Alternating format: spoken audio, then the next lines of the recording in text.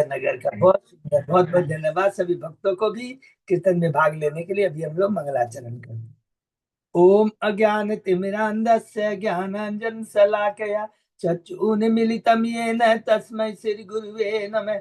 श्री चैतन्य मनोभीष्टं स्थापितं येन भूतले स्वयं रूप कदा मह्यं ददाति स्वपदान्तिकं। वन्देऽहं श्री गुरु श्रीयुतपद कमलं श्री गुरु वैष्णवांच च श्री रूपं साग्रजातं सहगण रघुनाथं वितं तं सजीवं स्वाधेतं सावधूतं परिजं सहितं कृष्ण चैतन्य देवं श्री राधा कृष्ण पादान सहगण ललिता श्री विशाखावितांत च। नम ओम विष्णु पादाय कृष्ण प्रेष्ठाय भूतले श्रीमते भक्ति वेदांत स्वामिन इति नामने। नमस्ते सारस्वती देवे गौरवाणी प्रचारिणे निर्विशेषा शून्यवादी पाश्चात्य देशधारिणे वांछा कल्पतरुभ्यस्य कृपा सिन्धुभ्येव च पतितानां पावनेभ्यो वैष्णवेभ्यो नमो नमः। नमो महावदान्याय कृष्ण प्रेम प्रदायते कृष्णाय कृष्ण चैतन्य नामने गौरत्विषे नमः। हे कृष्ण करुणा सिंधु दीन बंधु जगतपते गोपेश गोपिका कांत राधा कांत नमस्तुते। तप्त कांचन गौरांगी राधे बिंदावनेश्वरी विश्वानुसुते देवी प्रणमामि हरिप्रिये। नीलांचल निवासाय नित्याय परमात्मने बलभद्र सुभद्रायां जगन्नाथाय ते नमः। जय श्री कृष्ण चैतन्य प्रभु नित्यानंद श्री अद्वैत गदाधर श्रीवासादि गौर भक्त बिंद मुखम करोति वाचालम पंगु लंघे गिन यत्कृपातमहं वंदे श्री गुरु मदीन तारिणम परमानंद माधवम श्री चैतन्य ईश्वरम। हरे कृष्ण कृष्ण कृष्ण हरे हरे हरे राम राम राम हरे। श्री श्री मंगलाचरण की जय, श्रीला प्रभुपाद की जय। हरे कृष्णा। आज के भागवतम चर्चा में सभी भक्तों का हार्दिक स्वागत है। सभी भक्तों के चरणों में मेरा सादर दंडवत प्रणाम है। राधा माधव राधा गोविंद परम वैष्णव गुरु आचार्य की असीम कृपा से हम सब भक्त लोग मिलकर श्रीमद् भागवतम के ऊपर कई दिनों से चर्चा कर पा रहे हैं। कैंटो टैग के 15वें अध्याय में है धेनुकासुर का वध। उसके पहले हमने जो भी चर्चा की है बहुत संक्षेप में दोहराते हैं। प्रथम अध्याय में सुखदेव गोस्वामी परीक्षित महाराज को बताते हैं भगवान श्री कृष्ण के अवतार का कारण, क्योंकि पृथ्वी माता बड़ी दुखी होकर के अधर्मी राजाओं के अत्याचार से दुखी होकर ब्रह्मा जी के पास जाते हैं। ब्रह्मा जी शिव और सारे देवताओं को लेकर भगवान के पास जाते हैं। भगवान कहते हैं मैं अपने सारे अवतारों और शक्तियों को लेकर के प्रकट होगा। हरि बोल। प्रथम अध्याय में देखा किस प्रकार कंस देवकी के एक करके 6 पुत्रों को मार डालता है। दूसरे अध्याय में भगवान संकर्षण बलराम माता देवकी के गर्भ में आते हैं, जो को भगवान के आदेश का योग माया उन्हें माता रोहिणी जो कि गोकुल के अंदर में है वहां पर उनके घर में स्थानांतरित कर देते हैं। और उसके बाद में 8वीं संतान के रूप में भगवान श्री कृष्ण प्रकट होते हैं माता देवकी वसुदेव की। देवता समझ जाते हैं अरे देवकी का चेहरा इतना दिव्य हो गया है, कारागार में रहते हुए कारागार का जो वातावरण दिव्य हो गया है।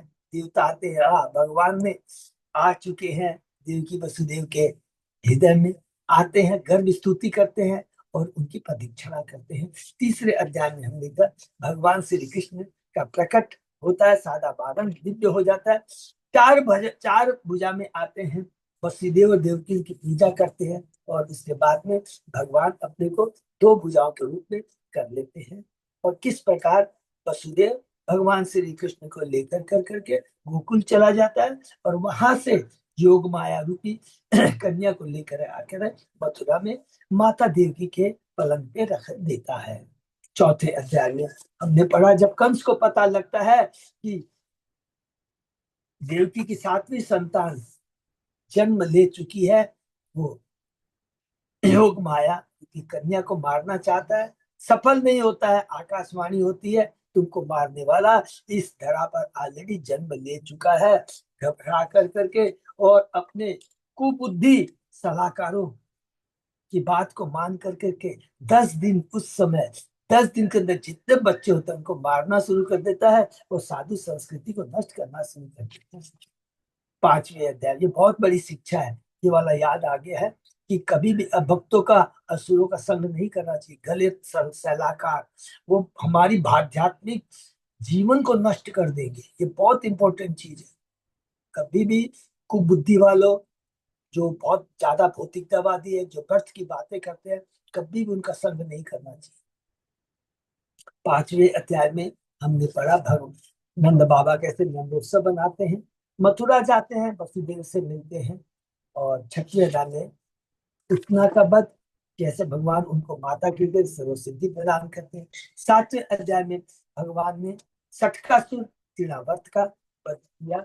8वें अध्याय में हमने देखा भगवान श्री कृष्ण बलराम का गर्ग मुनि क्या करते हैं, उनका नामकरण करते हैं। और मट्टी बच्चन की लीला भी इसी अध्याय में हमने पढ़ा। 9वें अध्याय में दामोदर लीला का बहुत सुंदर हम लोगों ने डिटेल में पढ़ा। और 10वें अध्याय के अंदर में ने देखा कि यमलार्जुन का भगवान कैसे उद्धार करते हैं, जिसके अंदर में बहुत विशेष ज्ञान क्या है। भगवान सदैव अपने भक्तों की वाणी को कभी भी निरर्थक जाने नहीं देते। पूरा कहीं भी आप देख लीजिए, ब्रह्मा जी तक की वाणी को साकार किया, हिरण्यकशिपु को उन्होंने वरदान दिया, गलत दिया, लेकिन उनकी बातों को पूरा पूरा मिला। लेकिन भले ही कुछ हो, भगवान आकर कर करके समझाते हैं कि ऐसा वर नहीं देना चाहिए। शिव जी को भी समझाया है, ब्रह्मा जी को भी समझाया है, लेकिन उनकी वाणी को पूरा करते हैं। 11वें अध्याय में एक पड़ाव चेंज आता है, भगवान थोड़े बड़े हो जाते हैं, बछड़ों को तो चराने की उनको सेवा मिलती है। और बहुत सुंदर सुंदर लीला हम लोगों ने देखा, किस प्रकार वो बत्सासुर का वध करते हैं, बकासुर का वध करते हैं। और बछड़े की जो चराने की जो सेवा मिलती है, उस समय भगवान क्या करते हैं, गोकुल से छोड़ कर करके वृंदावन को आ जाते हैं। और वहीं पर बत्सासुर और बकासुर का वध होता है। 12वें अध्याय में अघासुर का वध हम लोगों ने लीला पढ़ी, जिसमें भगवान ने अघासुर को सारूप्य मुक्ति प्रदान की। 13वें अध्याय में हमने पढ़ा ब्रह्मा द्वारा बालकों द्वारा बछड़ों की चोरी, ब्रह्म मोहन लीला। इस लीला के माध्यम से, जिसमें याद करके कह सकते हैं भगवान अद्भुत कर्मणा है। एक तो आनंद प्रदान करना भगवान को, हमारे गोप गोपालों को, लेकिन भगवान क्या है, जो दिव्य उद्देश्य 3 चीज में है। कि ब्रह्मा जी को एक शिक्षा मिलती है कि देखो, तुम मेरे ही अंश हो, तुम शक्तिमान नहीं हो, तुम भी मेरी शक्ति हो। हाँ, शक्तिमान थोड़े रूप में है। अगर किसी के पास में अष्ट सिद्धि हो जाता है, वो सोचता मैं शक्तिमान हूँ, बहुत धन हो जाता है, पावर आ जाता है, मैसेज, लेकिन सब क्या है, अंश है। और इनका अंत है, हर चीज का अंत है। ब्रह्मांड में भौतिक जग, पाताल से लेकर के ब्रह्म लोक तक जो कुछ भी है, उसका कोई परमानेंट अस्तित्व नहीं है। ब्रह्मा जी के माध्यम से एक ये शिक्षा है। और दूसरा, भगवान अपने भक्तों की सारी इच्छाओं को पूर्ति करती है। जो कि वृद्ध गोपियों की क्या इच्छा थी, यंग गोपियों की क्या इच्छा थी, गायों की क्या इच्छा थी, भगवान उसको पूर्ति करते हैं, क्योंकि भगवान भक्त बत्सल है, भक्त पराधीन है। ये शिक्षा हमको बहुत सुंदर अध्याय है 13वें अध्याय में ब्रह्म विमोचन लीला के माध्यम से मिली। और 14वें अध्याय में हमने पढ़ा कि ब्रह्मा द्वारा श्री कृष्ण की कितनी स्तुति है। पूरा ईश्वर तत्व को एकमात्र आप ही पूजनी भगवान है।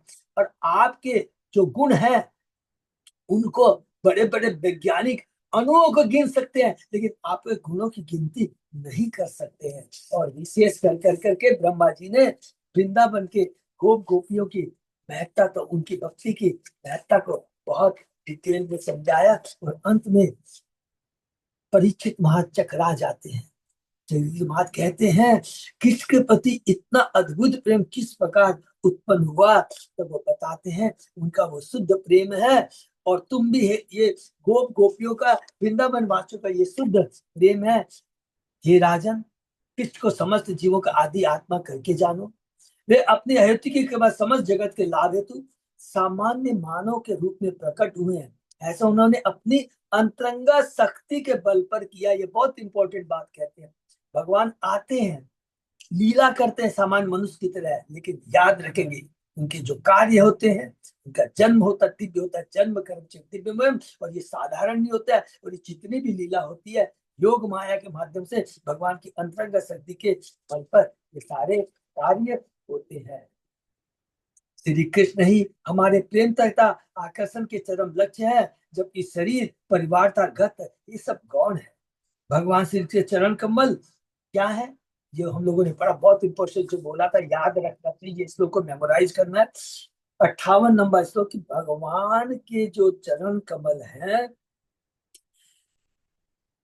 उस नाव के बराबर, जिससे हम इस भाव सागर, इतने बड़े भाव सागर को पार कर सकते हैं। उनके चरण कमलों की शरण लेने से क्या होता है, ये बड़ा जो भाव सागर है, बछड़े के खूर के अंदर में जितना जल होता है उसके समान हो जाता है।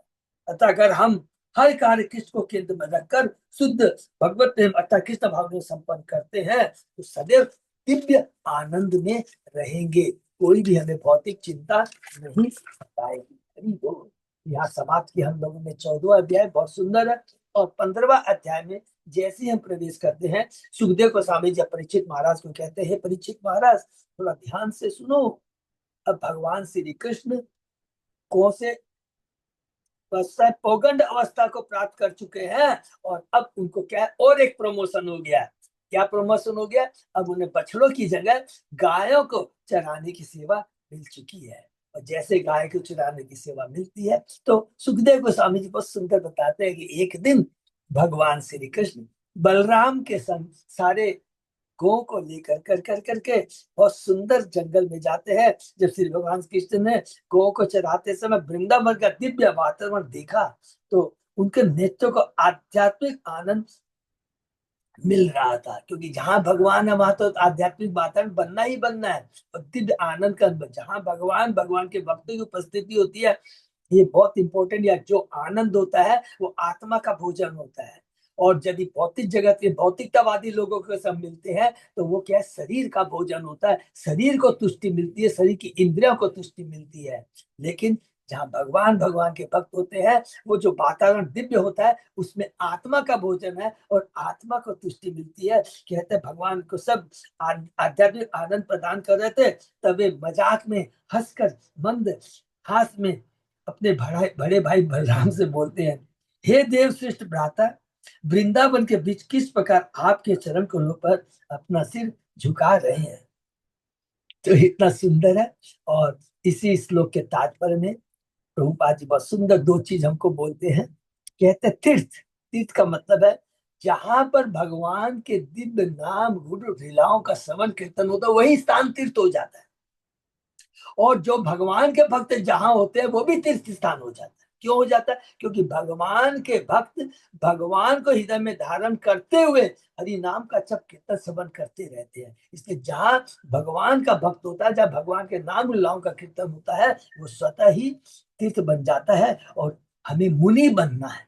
मुनि का मतलब होता है जो बेकार की बातें न कर करके अपने सारे कार्य, भौतिक कार्य पर नजर न लगा के त्याग कर सदैव भगवान के कार्यकलापों का वर्णन करते हुए, ऐसा नहीं कि मुंह पे पट्टी लगा के करे।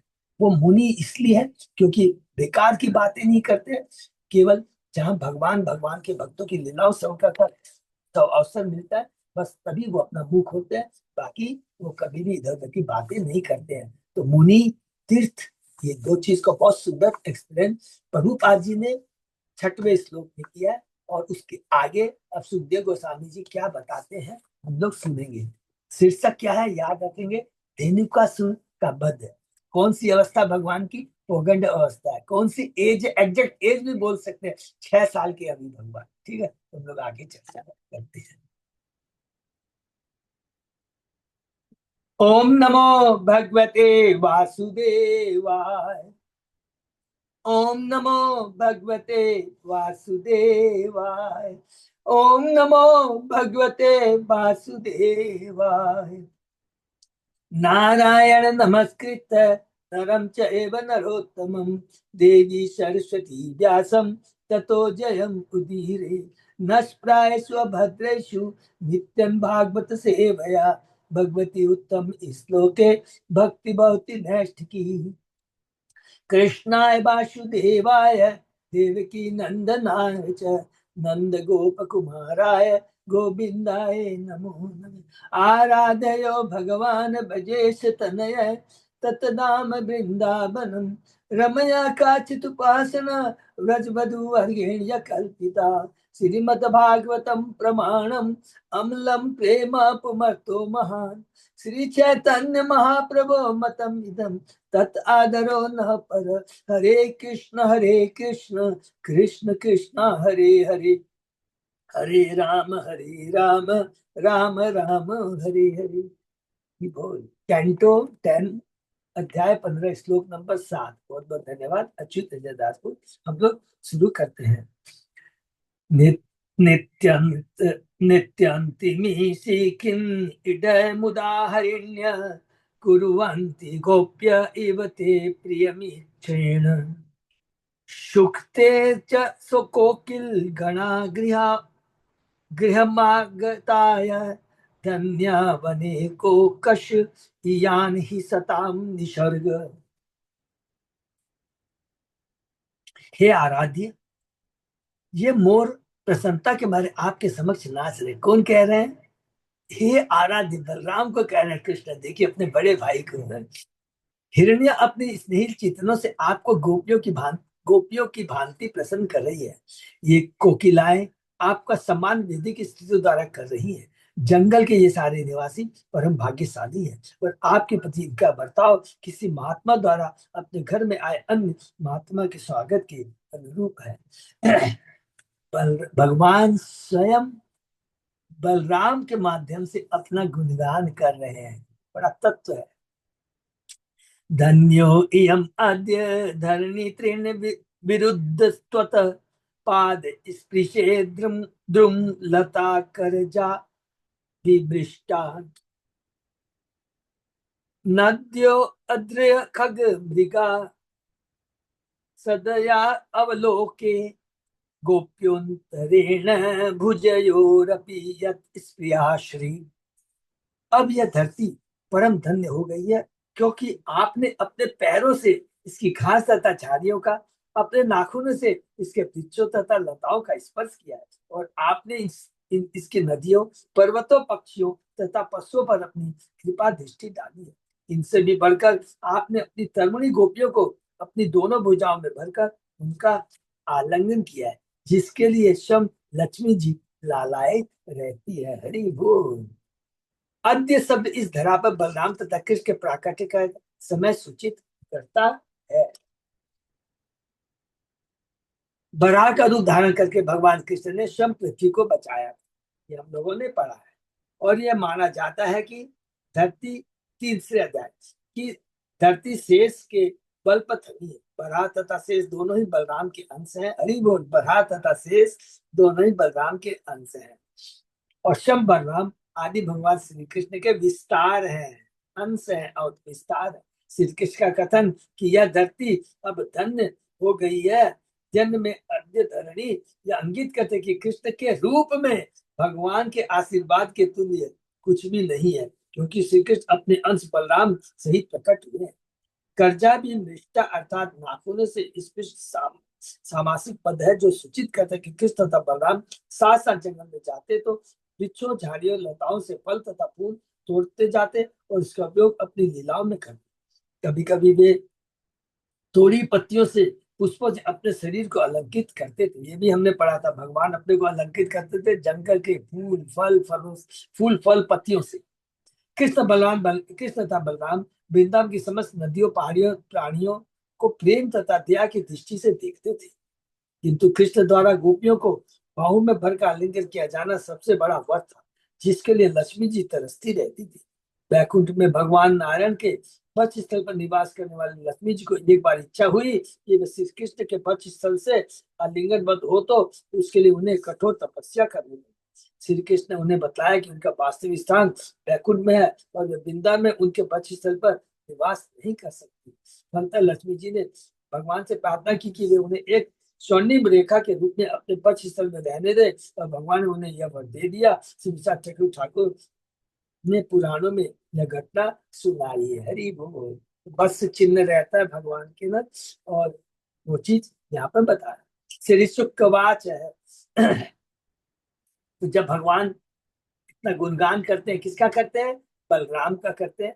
तो अब सुखदेव गोस्वामी जी आगे कहते हैं, श्री शुकवाच एवं वृंदावनम श्रीमत कृष्ण धीतमना पशून् रे में रंचारयन अद्रे सरित रोदसु शानुग।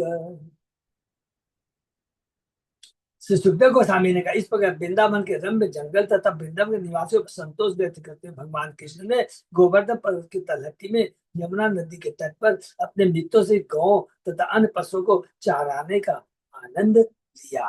क्योंकि भगवान गोवर्धन के पास में, वृंदावन के पास गोवर्धन में, बहुत ज्यादा दूर नहीं। क्वचित गायती गायत्सु मदाग्नु अलिषु अनुव्रति उपगीयमान चरित पति संकर्षण अन्वित अनुजल्पति जल्पंतम कलवाक्ये शुकम क्वचित क्वचित स बलगो कूजंतम अनुकूजति कोकिलम क्वचित च कल हंसानाम अनुकुजित कूजितम। अब अभी नित्यंती नित्यंतम हास्यन कथित मेघ गंभीरया वाचा नाम विदुरगान पशु क्वचित आयति प्रीत्या गो गोपाल मनोज्ञया। कभी कभी वृंदावन में भोरे आनंद में इतने मग्न हो जाते कि वे अपनी आंखें बंद करके गाने लगते थे। श्री कृष्ण अपने ग्वाल मित्रों तथा बलदेव के साथ जंगल में विचरण करते थे, अपने राग में उनके गुणगानों की नकल उतारते थे और उनके मित्र उनकी लीलाओं का गायन करते थे। भगवान कृष्ण कभी कोयल की बोली की नकल उतारते थे, तो कभी हंसों के कलवर की नकल उतारते थे, कभी वे मोर के नृत्य की नकल उतारते जिस पर उनके ग्वाल मित्र हंस पड़ते। कभी कभी वे बादलों जैसे गंभीर गर्जन के स्वर में झुंड से दूर गए हुए पशुओं का नाम लेकर बड़े प्यार से पुकारते, जिससे कौवे तथा ग्वाल बाल मुग्ध हो जाते। तो भगवान किसको आनंद प्रदान कर रहे हैं? अपने शुद्ध भक्तों को, गोप को, वृंदावन के वासियों को। श्री सनातन गोस्वामी लिखते हैं कि भगवान कृष्ण अपने मित्रों से मजाक करते हैं, देखो ना, यह मोर ठीक से नाचना नहीं जानता।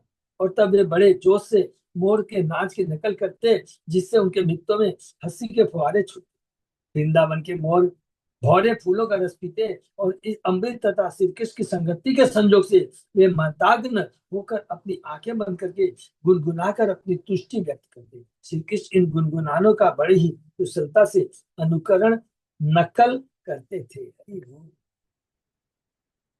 चकोर क्रौंच चक्राह्य च वर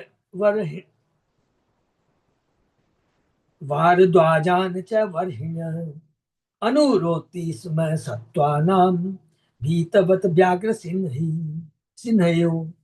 कभी कभी चकोर, क्रोन, चक्रा, भारद्वाज जैसी पक्षियों की नकल करके चिल्लाते और कभी छोटे पशुओं के साथ बाघों तथा सिंहों के बनावटी भर से भागने लगते। हरि बोल।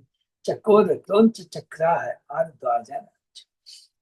भीतवत अर्थात मानो भयभीत तो सूचित करता है कि श्री कृष्ण सामान्य बालक की तरह क्रीड़ा करते और बाघों तथा सिंधु के बनावटी भय से वे जंगल के क्षुद्र प्राणियों के साथ भागते थे। वस्तुतः भगवान के धाम बिमला में बाघ, सिंह सिंह हिंस नहीं होते, अतः किसी प्रकार का भय होने का कोई कारण ही नहीं था। हम लोगों ने पढ़ा है चेतन चेता में, जब भगवान झारखंड के जंगल से गुजरते हैं चैतन्य महाप्रभु, तो वहां पर सिंह और हरिण दोनों गले मिल कर करके भगवान के नाम का गुणगान करते हैं, नाचते हैं। तो जहाँ भगवान है तो वहां तो भय होने का सवाल ही नहीं। क्वचित कीड़ा परिशांतम गोपो उत्संग उपभरहणम स्वयं विश्रम्यति आर्यम पाद संवाहन आदि भी। जब उनके बड़े भाई खेलने से थककर अपना सिर किसी ग्वाल बाल की गोद में रखकर लेट जाते, तो भगवान कृष्ण स्वयं बलराम के पांव दबाकर तथा अन्य सेवाएं करके उनकी थकान दूर करते। हरि बोल। वात्सल्य प्रेम कृष्ण का बलराम के प्रति। पाद संवार नादि भी सूचित करता है कि भगवान कृष्ण बलराम के पांव दबाते, पंखा झलते और पीने के लिए नदी से जल लाते। हरि बोल। नित्य तो गायत क्वापि बलगतो युध्यतो मिथ गृत असो गोपालम हसंतो प्रशंसतु। कभी कभी जब ग्वाल बाल नाचते गाते इधर उधर घूमते और खेल खेल में एक दूसरे से झगड़ते, तो पास ही हाथ में हाथ डाले खड़े होकर कृष्ण बलराम अपने मित्रों के कार्यकलापों की प्रशंसा करते रहते। हरि बोल।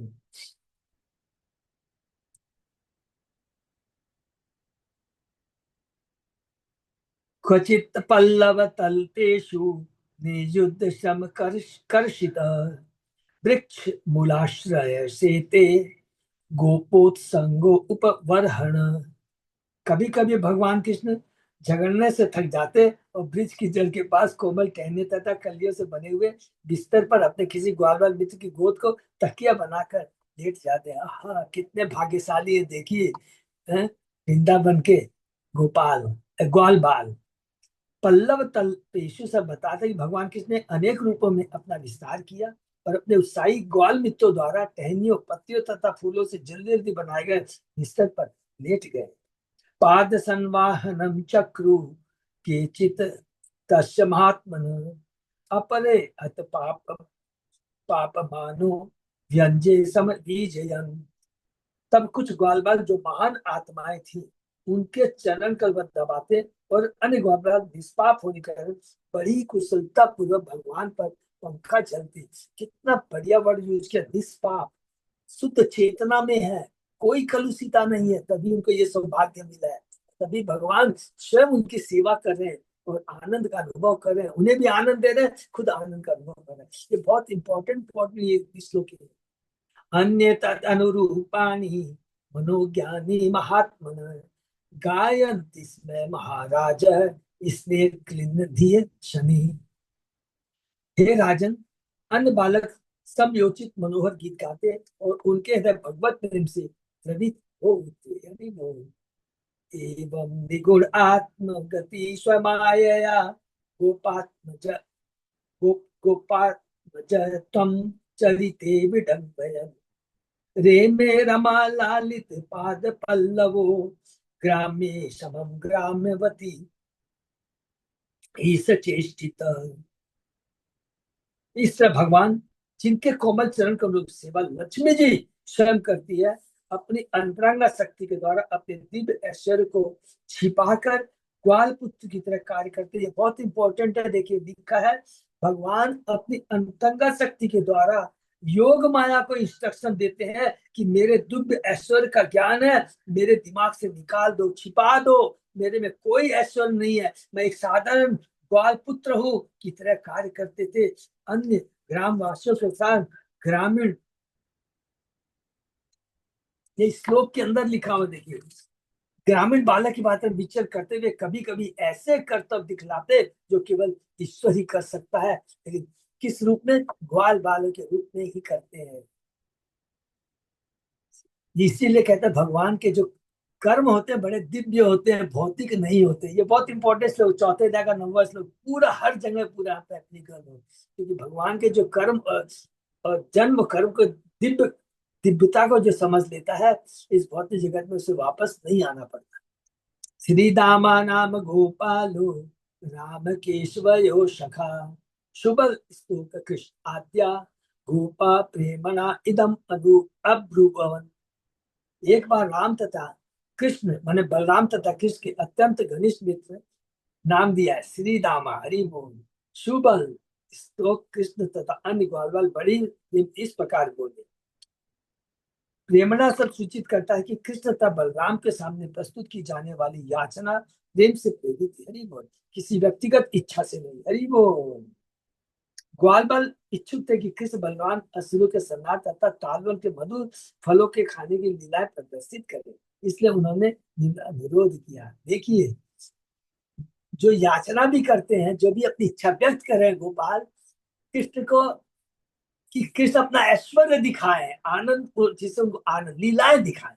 हाँ, अपना ऐश्वर्य नहीं बोलेंगे, लीलाएं करे। तो गोल गोपाल कोई ऐश्वर्य से आकर्षित नहीं थे, वो तो भगवान श्री कृष्ण की लीलाओं से आकर्षित थे, उनका प्रेम से जो आदान प्रदान उसके प्रति आकर्षित थे। इसलिए उन्होंने निम्न अंकित रोध किया। क्या बोलते हैं? राम राम महाभाव कृष्ण दुष्ट निवारण हितो अभिदूरेषु महत वनम ताला तालाली संकुलम। ग्वाल बालों ने कहा, हे राम, हे बलराम, हे महाबाबू, हे कृष्ण, हे दुष्टों के संहर्ता, यहाँ के कुछ ही दूरी पर एक बहुत ही विशाल जंगल है जो ताड़ वृक्षों की पंक्तियों से परिपूर्ण है। अब यहाँ पर भगवान सिचुएशन बना रहे हैं। क्या? धेनुकासुर का वध करने के लिए अब यहाँ पर ये लीलाएं बनाई जा रही हो रही है। बड़ा पुराण में कहा गया, अस्ति गोवर्धनम नाम चेतम परम दुर्बलम मथुरा पश्चिमे भागे अदुराध योजन द्वयम। मथुरा के पश्चिम 2 योजन 16 मील, 2 योजन मील 16 मील। आपको मालूम है कि एक मील में, एक योजन में 8 मील होते हैं की दूरी पर गोवर्धन नामक एक पवित्र स्थान है जिसे प्राप्त कर पाना अत्यंत कठिन है। बराह पुराण में यह भी कहा गया, अस्ति ताल वनम नाम धेनुकासुर रक्षितम मथुरा पश्चिमे भागे अदूरात एक योजन। मथुरा के पश्चिम दिशा में निकट ही 1 योजन की दूरी पर तालवन नामक जंगल है जिसकी रखवाली धेनुकासुर करता था। अतः ऐसा प्रतीत होता है कि तालवान मथुरा तथा गोवर्धन पर्वत के बीचों बीच स्थित है। श्री हरिवंश पुराण में तालवन का वर्णन इस प्रकार प्राप्त होता है। शतुदेश समस्निग्ध सुमहाम कृष्ण मृतिकः दर्भ प्राय स्थलीभूतो लोष्ट पाषाण वर्जित। वहां की भूमि समतल एवं अत्यंत विस्तृण है, उसकी मिट्टी काली है, दर्भ घास से ढकी है और कंकड़ पत्थर से रहित है। तो बहुत सुंदर वर्णन है यहाँ पर तालवन का। फलानि तत् भूरिणी पतन्ति पतितानि च संत किंति अवरुद्धानि धेनुकेन दुरात्मना। उस तालवन में वृक्षों से अनेकानेक फल गिरते रहते हैं और बहुत से फल पहले से ही जमीन पड़े हुए हैं, किंतु इन सारे फलों की रखवाली दुष्ट धेनुक द्वारा की जा रही है, उसके कब्जे में, उसके अधिकार में। धेनुकासुर तालवन के ताल वृक्षों के स्वादिष्ट फल, पके फलों को किसी को खाने नहीं देता था। अतः कृष्ण के तरुण मित्रों ने जनता के इस जंगल के फलों का मजा लूटने के अधिकार से अनुचित तौर पर वंचित होने का विरोध किया। ये पूरा तत्व है कि सब कुछ भगवान का है। ईशोपनिषद में हमने पढ़ा है। क्या पढ़ा है? पूरा कोरिलेट करेंगे। इस भौतिक जगत में जो कुछ है कृष्ण का है और हर जीव के लिए भगवान ने उसके प्रारब्ध के अनुसार एक निमित्त फिक्स कर दिया कि तेरा इतना कोटा है और उसको ही तुमको खाना है। सब चीजों पर तुम अपना अधिकार नहीं कर, और इससे ज्यादा यदि कोई पाने का प्रयत्न करता है वो चोर है। तो यहाँ धेनुकासुर के माध्यम से बताया जा रहा है कि धेनुकासुर के गलत काम कर रहा है। सो अतिवीर असुरो राम हे कृष्ण खर रूप धृक आत्मतुल्य बले अन्य ज्ञाति भी बहुविवृत। हे राम, हे बलराम, हे कृष्ण, धेनुक अत्यंत बलशाली असुर है और उसने गधे का वेश बना रखा है। उसके आसपास अनेक मित्र हैं, उन्होंने उसी जैसा ही रूप धारण कर रखा है और वे उसी के समान बलशाली हैं।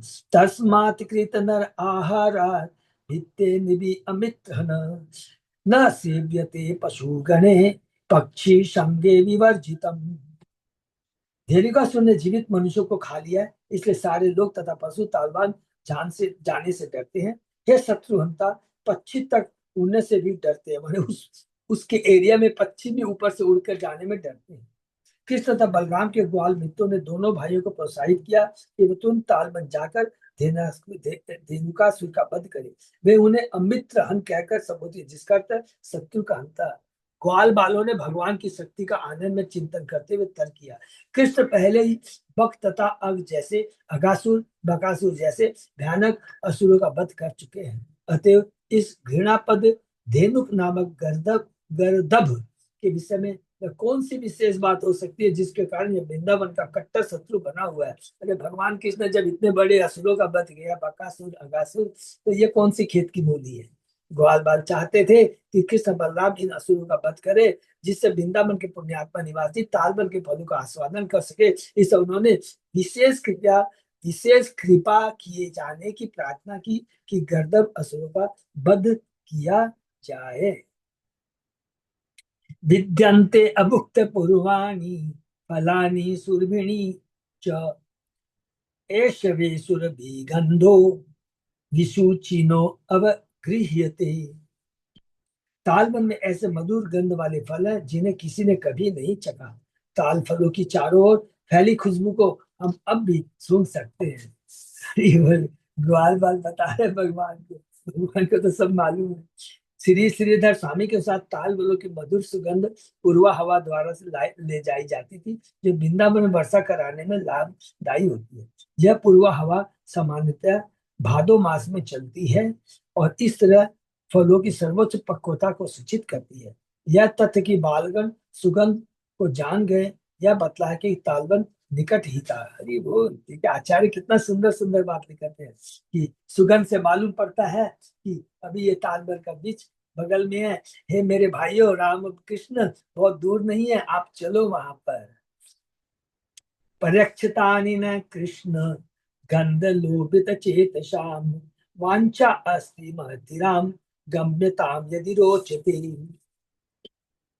हे कृष्ण, आप हमारे लिए ये फल ला दे, हमारे मन उनकी सुगंध से अत्यधिक आकृष्ट है।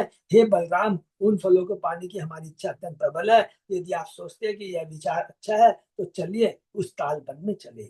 यद्यपि तालबन तक न मनुष्य न ही पशु पक्षी पहुंच पाते थे, किंतु ग्वाल बालों को किस तरह बलराम पर इतना भरोसा था कि उन्होंने पक्का मान लिया था कि ये दोनों स्वामी बिना प्रयास के पापी गंधर्व असुरों को मारकर स्वादिष्ट तालफल प्राप्त कर सकते। कृष्ण के ग्वाल बाल मित्र अत्यंत उच्च स्वरूप सिद्ध आत्मा है, जो सामान्यतः मीठे फलों के लिए ललचाने वाले न थे। बहुत इंपॉर्टेंट पॉइंट है। वस्तुतः वे भगवान से केवल हंसी मजाक कर रहे थे, उन्हें तालबन में अभूतपूर्व वीरतापूर्ण कार्य करने के लिए प्रोत्साहित कर रहे थे, उसका आनंद लेना चाहते थे। उनको फल को खाने का आनंद नहीं था, वो तो कृष्ण की लीलाओं को देखना चाहते थे, उसका आनंद उठाना चाहते थे। वृंदावन में कृष्ण के रहते असंख्य असुर ने वहां के दिव्य वातावरण को शुद्ध कर रखा था और भगवान उसको अपनी दैनिक लीला के रूप में मार देंगे। हरि बोल। चूंकि कृष्ण बहुत से असुरों का वध कर चुके थे, अतः आज के दिन उन्होंने बलराम को यह श्रेय देना चाहा कि उन्हें प्रथम असुर धेनुकासुर का वध करना होगा। यदि रोचते कथन से ग्वाल बालों का आशय यह है कि कृष्ण तथा बलराम इस असुर का वध ग्वाल बालों को तुष्ट करने के लिए नहीं, अपितु उन्हें ठीक लगे तभी करिए। हरि बोल। पूर्ण रूप से कृष्ण पर समर्पित है। और अभी तक तो कृष्ण ने सबका वध किया था, और इस बार वो बलराम के माध्यम से असुर को मरवाना चाहते हैं। एवं सुहित वचय श्रुत्वा सुहित प्रिय चिकीर्ष्या रहस्य जगमतु गोपे धित्तो तालवनम प्रभु। अपने प्रिय मित्रों के शब्द सुनकर कृष्ण तथा बलराम हंस पड़े और उन्हें खुश करने के लिए वे अपने ग्वाल मित्रों के साथ तालबन के लिए रवाना हो पड़े। हरि बोल। भगवान की सोच रहे थे, भला गर्दभ इतना विचित्र कैसे हो सकता है, तथा अपने बाल मित्रों के अनुभव विनय पर उन्हें हंसी आ गई।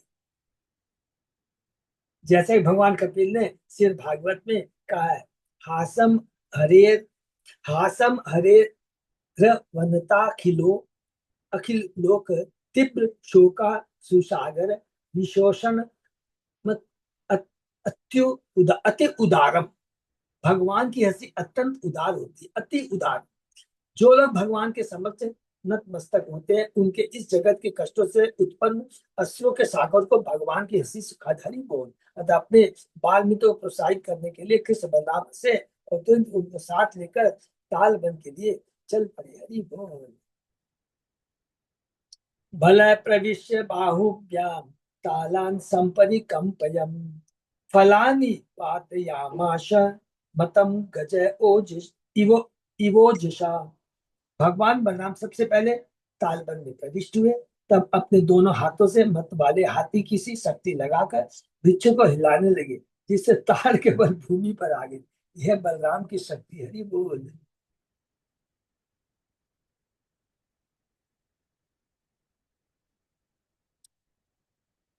फलानाम पतताम शब्दम निस निसम्यासुर राशभ अभ्य त्यावत क्षिति तल्लम सनगम परिकंपयम।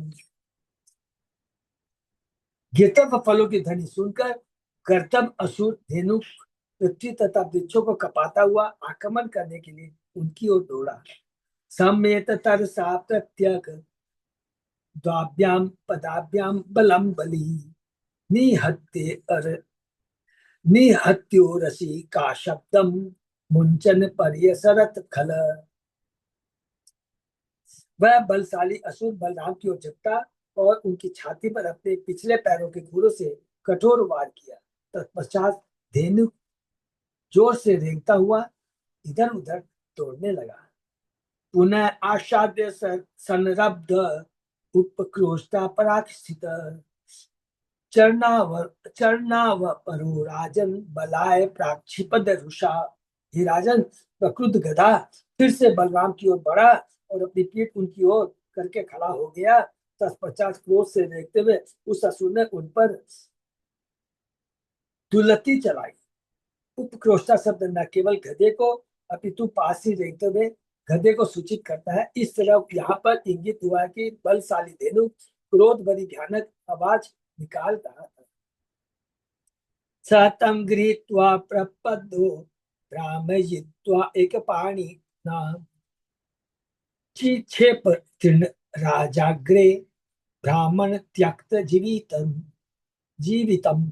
बलराम ने धेनु के खुर पकड़े, उसे एक हाथ से घुमाया और ताल बीज की चोटी पर फेंक दिया। इस तरह तेजी से घुमाने के कारण वह असुर मर गया। हरि बोल।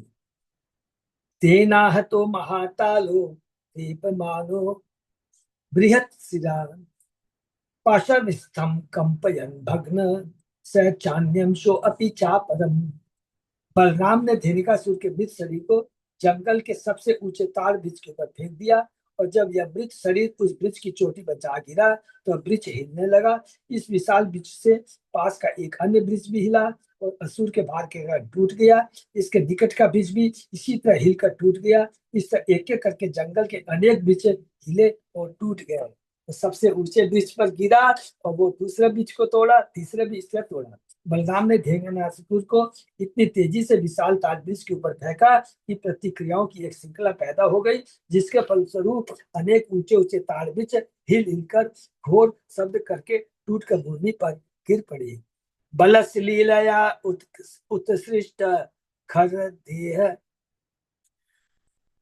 हता हता ताला चंपक चक चकम्पिरे सर्वे महावात इरिता इव। बलराम द्वारा इस गर्दभ असुर के शरीर को सबसे ऊंचे ताल वृक्ष के ऊपर फेंकने की लीला से सारे वृक्ष हिलने और एक दूसरे से भिड़ने लगे, मानो प्रबल झंझा के द्वारा झचकोरे गए। नैतत् चित्रम भगवती ही अनंते जगदीश्वरे ओतप्रोतम इदम यस्मिन् तंतुषु अंग यथापट। हे परिचित, बलराम को अनंत भगवान इन संपूर्ण ब्रह्मांड का नियंता मान लेने पर बलराम द्वारा धेनुकासुर मारा जाना उतना आश्चर्यजनक नहीं है। निसंदेह संपूर्ण ब्रह्मांड उन्हीं पर उसी प्रकार टिका है जिससे बुना हुआ वस्त्र तानों बानों पर टिका है। अरे वो पूरा तत्व है। अरे सब तो क्या है, भगवान श्री कृष्ण का विस्तार बलराम है और हमने पूरा है बलराम से पूरा जो कुछ भी आता है। ये सृष्टि भी को तब बलराम ही करते हैं, याद रखेंगे, पुरुषार्थ को याद कर लेंगे। प्रधान महतत्व नित्यांकार से पूरा समझ देंगे। चारों 24 सारे तत्व, 24 तत्व, इंद्रिया, देवता, मन, बुद्धि, अहंकार, सब कुछ उन्हीं से आते हैं, सब कुछ उन्हीं पर टिका।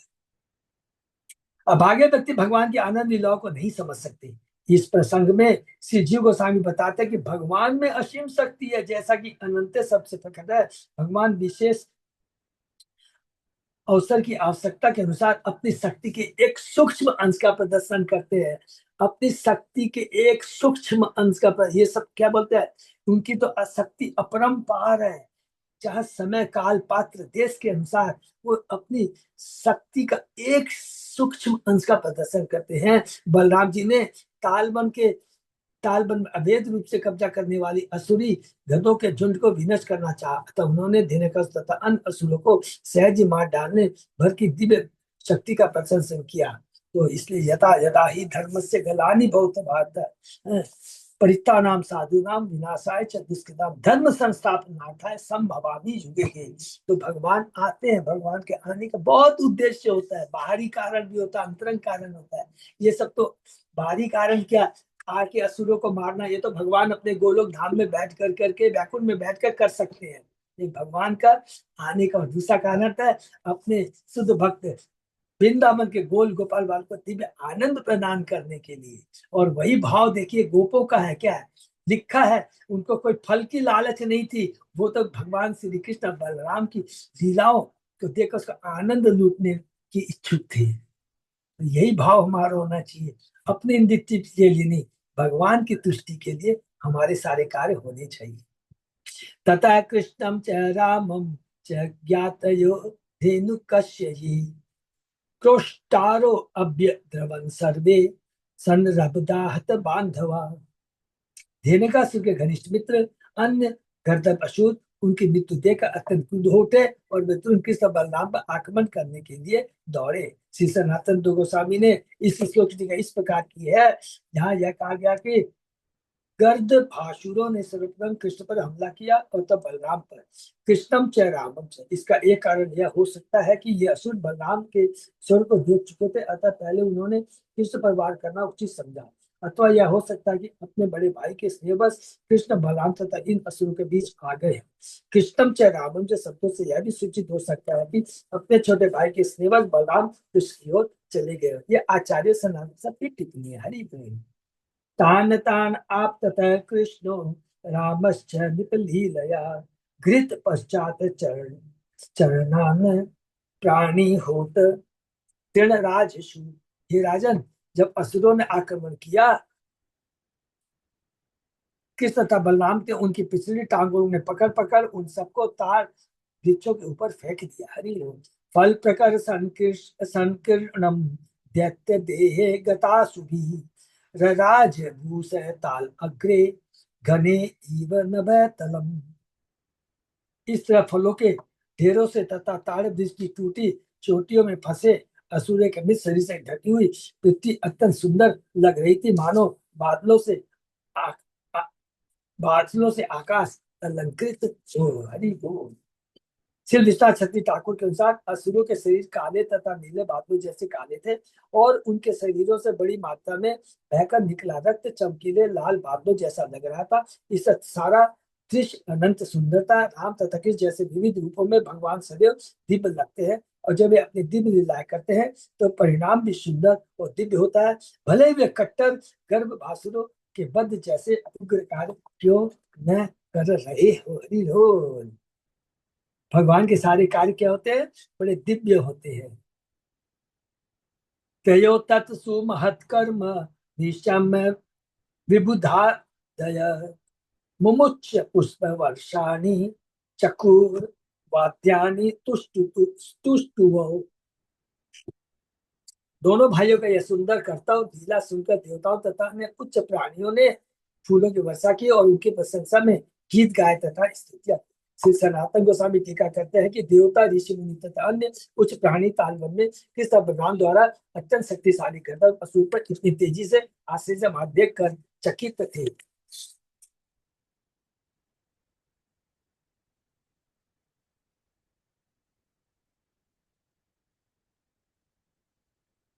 अथ ताल फलानि आदन मनुष्यागत साधवशाः तृणम च पशव चेरु हत धेनुक कानने। जिस वन में धेनुकासुर मारा गया था उसमें लोग मुक्त भाव से फिर से जाने लगे और निडर होकर ताड़ वृक्ष के फल खाने लगे। अब गोई भी वहां पर स्वतंत्रता पूर्वक घास चरने लगी। आचार्य अनुसार निम्न जाति के लोग यथा पुलिंद ताड़ वृक्ष के फल खाते थे, किंतु कृष्ण के ग्वाल वालियों ने उन्हें खाना उचित नहीं समझा, क्योंकि वे गधों के रथ से सन चुके थे। कृष्ण कमल प्रत्याक्ष पुण्य समन कीर्तन स्तूय माने अनुगे गोपे सा ग्रजे ब्रज मा व्रजत तत्पश्चात कमल नेत्र भगवान श्री कृष्ण, जिनके यश को सुनना और जिनका कीर्तन करना अत्यंत प्रिय, अपने बड़े भाई बलराम के साथ अपने घर पर लौट आए। रास्ते भर के आज्ञाकारी उन्नाई ग्वाल वालों ने उनके यश का गुणगान किया। तो अच्युत अजय बाबू सॉरी, थोड़ा सा आज थोड़ा सा एक अर्जेंट काम है, तो यहीं पर थोड़ा समाप्त करेंगे, बल्कि समाप्त कर सकते थे लेकिन थोड़ा सा ठीक है ना? ठीक है ना। तो बहुत बहुत धन्यवाद सब भक्तों को, बहुत ही सुंदर है ये धेनुकासुर की लीला। इसके माध्यम से देखिए कि भगवान की जो कार्य होते हैं बड़े दिव्य होते हैं, लगते बड़े मानवीय हैं, लेकिन क्या है दिव्य इसलिए कहते हैं, इसमें भक्त और भगवान दोनों का दिव्य आनंद प्रदान एक दूसरे को करते हैं, और यही हमारा भाव होना चाहिए। ठीक है ना, अपने इंद्र तृप्ति के लिए, भगवान की तुष्टि के लिए कार्य। हरे कृष्णा, सबको बहुत बहुत धन्यवाद। सॉरी है और ज्यादा डिटेल, ठीक है, बहुत बहुत धन्यवाद। हरे कृष्ण से भक्तों का बहुत धन्यवाद। ये विराम करते हैं। बस साधु। हरे कृष्णा, साधारण